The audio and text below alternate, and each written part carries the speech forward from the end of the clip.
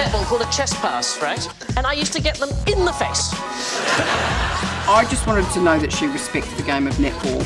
What even is netball? Harrison, you are a freak! This is the sport evolving at its very best. Unbelievable. Can you believe it? It's all over! New Zealand have won the World Cup!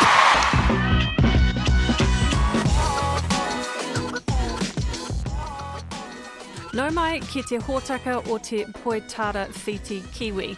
Welcome to the Kiwi Netball Show. I'm Bridget Tunnicliffe, and this week we're talking to legendary Silver Fern Margharet Matenga. Blessed with natural flair, silky ball skills and unique mobility, Margaret Matenga took the Silver Ferns to new levels in the 1980s during a golden age of New Zealand netball. However, tennis was the first love, and it was tennis which originally brought Margaret to New Zealand. Margaret is talking to me from Rarotonga. Kia ora. Kia ora, Bridget, and thank you for the invite to do this interview. No problem. So, Margie, you recently had a quick trip out to New Zealand for sad reasons, the funeral of Margaret Forsyth. That must have been a big trip down memory lane for you. Were several of your old teammates there? Yes, it was, Bridget. It was pretty sad, but I was dreading it because I wasn't sure how I would take the thing. But it was great to see all the other Silver Ferns that had turned up. It was a good and a sad reunion for all of us. But yeah, I was happy to be part of the funeral. So if we go back to the early days, born in the Cook Islands in 1956, were you born into a particularly sporty family? Yes, Dad was very, very strong. He was a boxer, he was a rugby player, he was an all-rounder. And of course, he was a top sports person. And I think if we were living in New Zealand, he probably would have made it in the top, like maybe he could have made the All Blacks, because he was very, very passionate and he was very serious about sports. So, and Mum was she played netball, and she did athletics as well. She was a sprinter. And so all the siblings played sports. So Mum, mainly Dad was the main sports person of the family, and I just followed his footsteps, and he was the one that really pushed me through with my sports. So he was everywhere, even in primary school with my athletics. He took me along, and with tennis. Tennis was the sport at the time for me when I was growing up. So yeah, Dad was the main person that was pretty strong in sports. So tennis was your big sport growing up. What about netball? Where did that fit in? I played the two together. I was strong in both of them, and I played both of them at school. So it was good because the netball and athletics were done in school. So we played the netball in primary school and right through to college. While at college, I played netball for the club. But tennis, we played that more in the clubs. So when I started college, I played in our club, and of course I got into the A grade for the women's tennis team. At the tender age of 13, 14, 12, yeah. Didn't you, yeah. I think you were telling me that you beat the Cook Islands tennis champion when you were 14 or something like that? Something like that, 13, 14. I played singles with one of the ladies that went to the South Pacific Games in 1963. And well, she was winning the competition in Rarotonga at that time. So beating her when I was still at school, that was an achievement. But I didn't feel it at the time, but my dad said, oh, look, you've just beaten the champion. I think I'll send you over to Auckland, to New Zealand, and take off from there with tennis. And your dad showed you a documentary of Yvonne Goolagong, the Australian tennis great, the first Indigenous Australian to achieve success in tennis on the world stage. Your dad had great hopes for you, didn't he? He did. It was actually a movie. It was a documentary shown at the cinema in Rarotonga, and he took me along, and we watched it. And he said, "Look, that lady's got 2 eyes, 2 hands, 2 legs, the same as you, and I think you can make it like her." So, but at the time, Bridget, it was like I was too.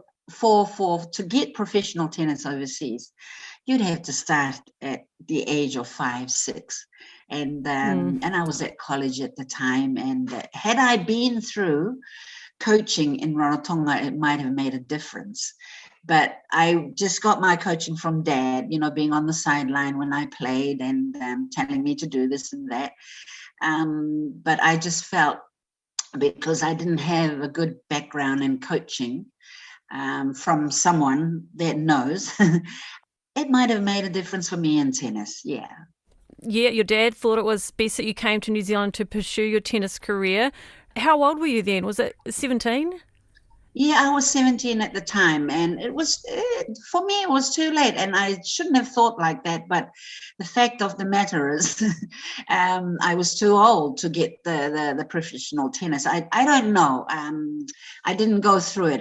It may have been different when I didn't taste it. But unfortunately, when I got to Auckland, and of course it was in the headlines in the papers in Rarotonga that I was going to New Zealand to get professional coaching, and I would make it big.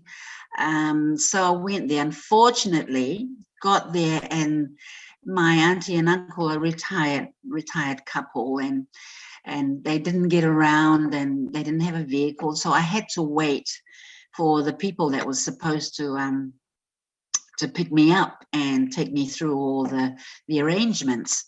But that went down the wayside, and so I was stuck in Auckland. I got one phone call, and that was it. So I was stuck there for about a couple of months, and my dad came over to Auckland to go with the Cook Islands Commonwealth Games team to Christchurch. He was the manager at the time. And I was at my auntie and uncle's home doing nothing. So he was so upset. And of course, it would have been embarrassing for us if I had to come back with him with nothing. Well, especially with those newspaper headlines. A lot of pressure. Oh my gosh. And especially our people, they had high hopes for me, but then if I had come back, would have been disappointment and would have been embarrassing for both of us, for my family, for my dad and mum. So the next plan was to send me to Wellington to stay with one of my siblings. Lo and behold, I got there just in time for the netball season. And of course, 1974. 1974. Yeah. So she took me along to the first netball trials, and of course cold and yucky, me coming from beautiful Rarotonga, warm. Oh, it didn't appeal to me. But I went along and trialed, and I got into the top team for the Pacific Island Churches team club. Yeah. They were mostly Samoans, and there were some Pākehās and a few Rarotongans, my sister and cousins and all. So got into that team. And at the time, they were only second grade, not in the Prems. Everybody played together up at Tai courts. So I think it just took off from there. Up until that point, how serious had you actually been about netball? At the start, I wasn't, until I played and watched all these New Zealand Silver Ferns. I was just watching all these top players in Wellington in the Prem side, and I was thinking, oh my gosh, our team needs to get into that level.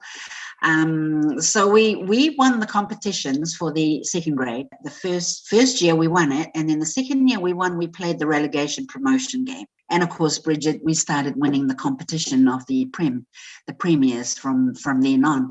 And of course, I started getting quite serious then about it. Although I kept ringing my dad and saying, look, Dad, I'm playing netball at the moment and I'm really enjoying it. And I think I can make it to the top. And he says, oh, what about our tennis? And I said, oh, Dad, I think I'm enjoying this a bit more than the tennis. He says, look, still try your tennis. And of course, I listen. I always listen to my dad, and he's never wrong. So I played tennis, and I went along and played at the Wellington courts. And of course, while all the pros were away and all the top tennis players were away, I made it into the Wellington side just for 1 year. So we went away and played, and of course I wasn't good enough for them because I didn't have the coaching that I really needed. So came back and went back into my netball, and I thought, oh, this is really good. I'm really enjoying this, and I'm meeting a lot of people, and I think this is the one for me, which is netball. So I made the Wellington under-20 team the first year in 1974. And then, of course, the following year, I made it into the Wellington side. And then 75, Lois spotted me at one of the tournaments. And I got my first trial for New Zealand in 1975. When I attended the trials with all these girls from all the provincial sides, they looked so good to me, and I thought, oh, I'm not going to make this. But anyway, I played, and my dad surprised me. He arrived. He came and watched me at the trials. Oh, really? So yes, he did, because he said, keeping a watchful eye. Into this side. Yeah. He said, you're going to get into this side. So I played, and then the team got announced. At that time, they were going to the World Champs in Auckland in 75. So for me, I already suspected that Lois had her team. She'd had the team. She was just having some trials to see if there were any new talent around. So she had her core group. So it was funny, Bridget, we had the Nationals also. After the Nationals, we came and watched one of the games that New Zealand played in Auckland courts. And I was sitting in the stand. It was quite funny. Some of the crowd was behind me. They didn't realize that was me sitting in front of them. And they said, oh, just wait. When that island girl comes in, New Zealand's going to win. Really? That was really funny. That was really funny. And I just cringed. I cringed in my seat and just watched. But of course, the island girl didn't show up because she was not in the team. She was just a non-traveling reserve.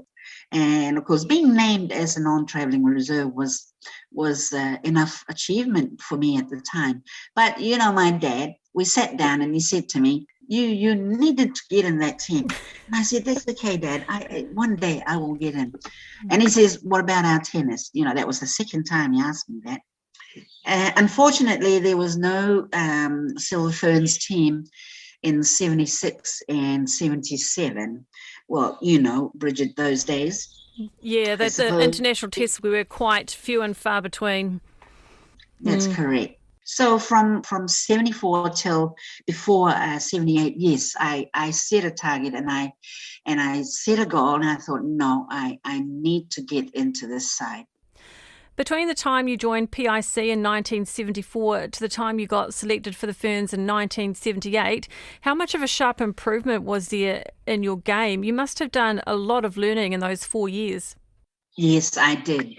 And of course, I had a lot of encouragement from my Wellington coach and from our PIC family and the public at large in Wellington. So when we went to the trials, I was very confident. I felt my game has improved tremendously. Seeing Lois Muir, being with her at those trials, oh my gosh, she's a saint. She's just the ultimate for me.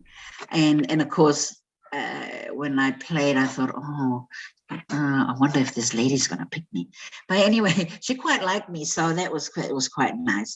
And I played I played well, I felt. And yeah, so when the team was announced, I was very happy about that. You were 22 and you became the first Cook Islander and the first Pacific Islander to play for the Silver Ferns. You and your family must have been so proud of that. Over the moon, Bridget. I rang my dad straight away. So I rang him and I said, "Hey, Dad, we've just had trials." And he says, "Yeah." I said, "Oh, well, I made it." And he said, "Oh, good, very good. What about our tennis?" Bridget, that was the third time. That was the third time. And I said, enough already Dad, with the tennis. Dad, I'm 22 now. Let's just forget about. Maybe your grandchildren will do that. So anyway, he was very, very happy, and of course, my mum was so happy. Yeah. I think you are one of only a few Silver Ferns that have been to 3 Netball World Cups. The first one was when the Silver Ferns shared the title with Trinidad and Tobago and Australia. And quite early in your Silver Ferns career, you ruptured an Achilles, and the birth of your first child took you out of competition in 1982, with many expecting retirement. I found a clip in the archives when you were reflecting on your career. My dad was the first person that was in tears because he thought that was the end of my career. Probably because he said to me, "Well, that's it. You're not going to get back into it." And it's probably a test for me. And I wanted to prove to him that he was wrong. And I thought, no, if you have babies, that's not the end of it. So I proved it to them. Then I had, I did my Achilles. And he said, "Oh, well, that's it then." And I said, no, I'm going to come back. So I proved him wrong also at that. So you kept proving your dad wrong. Was it quite rare? Was it rare back then to come back to the Silver Ferns level after having a baby? Yes, I believe it was, because I'm trying to think who was the others that came back and had family. But yes, it was quite rare. So I proved it to young mums that, although you're going to have kids and have injuries, that you are able to come back if you put your mind to it. I was only, I was at a stage where I could still carry on, and I felt that I could do that. So that's why I wanted to prove my dad wrong and come back after having Luciana, and then after having that operation to my Achilles. So, yeah. So the 1983 Netball World Championship in Singapore resulted in a bit of a tough loss to Australia in your final match of the tournament. You finished runners-up, but I think as a result of that, you were very driven. Over the next 4 years, the side developed a harder edge, and the Silver Ferns became pretty unstoppable over the next 4 years, winning the 1985 World Games title in England, and then, of course, the Netball World Cup title 1987. That side, 1987, and that win at the World Championships in Glasgow has gone down as one of the greatest moments in New Zealand netball. What are your memories from that? The match against Australia, I was on the side. I played, and then I came back on in the last few minutes, and we won that. So we had to go into the finals, which was we won outright. So yeah, that was a good finishing to quite a few of us that retired after those games. But yeah, after the 83 games, I thought we're going to get revenge. Yep. We want to finish this 87 games. We have to. We were talking, Marg and I, and all the other girls, Lee Gibbs and the others. We said we've got to win because we knew, all of us, we knew that would be our last year. So we thought, no. This is the plan. We're going to win this 87 games. So, and we did that because the build-up was really good. But we came out very, very strong in that year, and that was very pleasing. And that was just the icing on the cake for a lot of us. Yeah. Your captain was Lee Gibbs. The side included Tracy Fair, obviously Margaret Forsyth, Sandra Edge, Waimarama Taumanu. So many went on to be highly respected coaches, still have an influence on the game today. Maggie, a lot of knowledge came out of that 87 team. Yes. Yeah, and thanks to Lois for all the hard work she put into all of us. Lois was so happy And every time we met and talked, and she's so happy that a lot of her girls had gone and got involved with netball. Yeah. And Margaret Forsyth, first selected for the Silver Ferns in 1979, a year after you. So the majority of your Silver Ferns career, your goal shoot, goal attack, formed one of the best shooting combinations in world netball during the 1980s. Why do you think you played so well together? I think it's that Polynesian, it's that Polynesian flair. And of course, Marg was just a person that you would just love, straight away and play together. She was just formidable. She was a person that you wouldn't get angry with, and she was knowledgeable. She was skillful. She was just so good, and the way she played and the way I played, we just molded. Her style and my style, and with her athleticism, and we just had the special signal between the two of us, how we were going to play, and that was immediately, even when we got to play together, it was just an immediate thing. I don't know, Bridget. It was just, I don't know. Yeah, instinctive. I don't know, her personality and my personality just clashed, and we just got together. Yeah. I was wondering, during your Silver Ferns career, were any of those games televised back in the Cook Islands? Were your family able to watch those games? Unfortunately, no. But I managed to get some, not the DVDs, not the cassettes, the videotapes. The schools, videotapes, those. I managed to get some of those to send to my dad, and of course I sent everything to my dad. Even my uniforms that weren't used again, I'd send everything to him, the photos and everything. And Bridget, when you send something like the video cassettes, you send it home, it goes from one household to another household, and then it gets lost. Yeah. And somebody's obviously kept it for themselves. Yeah. So Dad never got them, but he got a library of it. And then when I went back, he says, "Oh, I don't know, somebody borrowed it and hasn't brought it back." So, but then later on, some of the highlights were being televised through. Mm-hmm. So so they didn't see whole games of when I played. Yeah. Yeah. So you retired from the Silver Ferns at the end of that World Cup in 1987 to spend more time with your family. Then you became player coach for PIC, took them to the top of the National League, winning the Swiss May League in 1988, beating Auckland's ASB Collegiate in the final.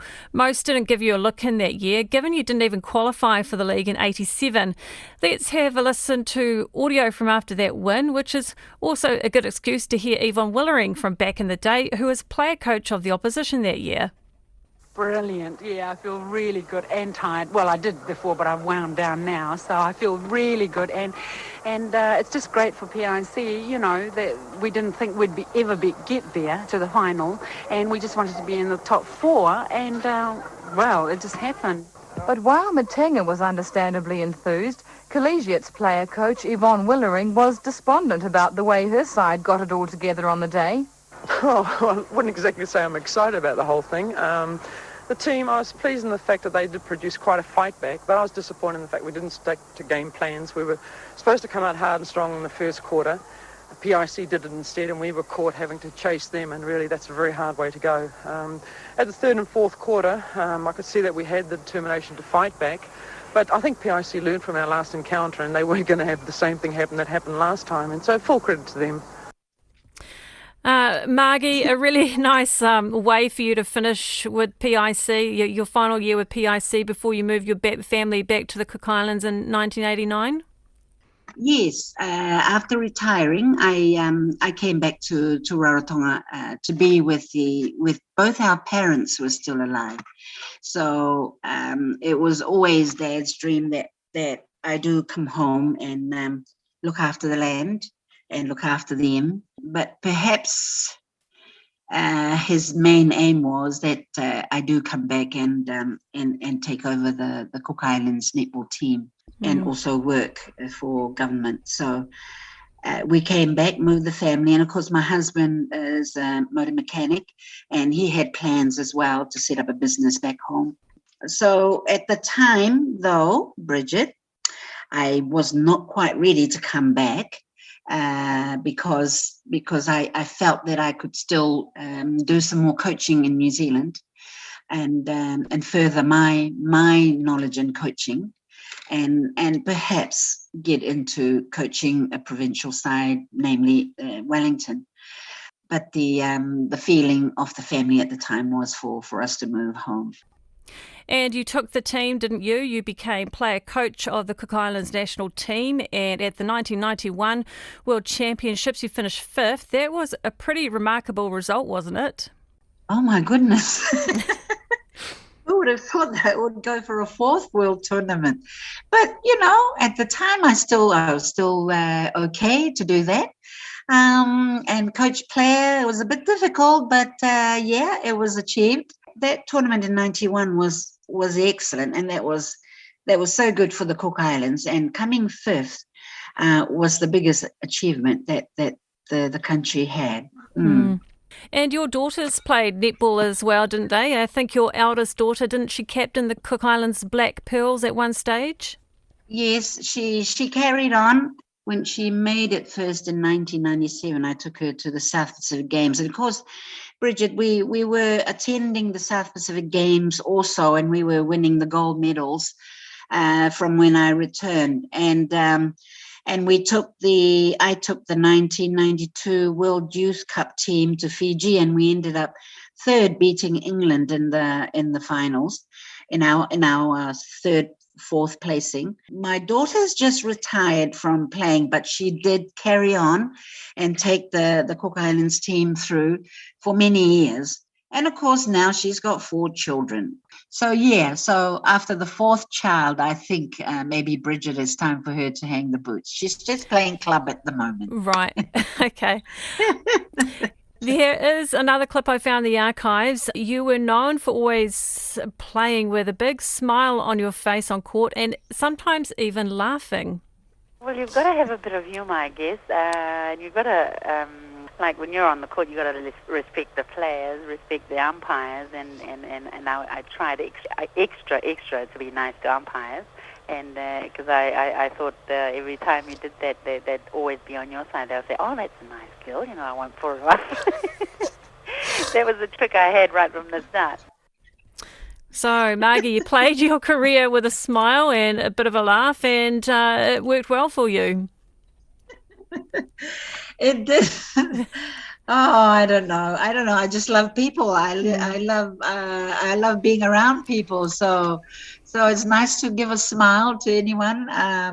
Playing because I enjoy playing, and I enjoy playing with my mates. And if they play well, then I give them a smile, and I always compliment them. And I don't know. It's no good playing angry because you won't play well.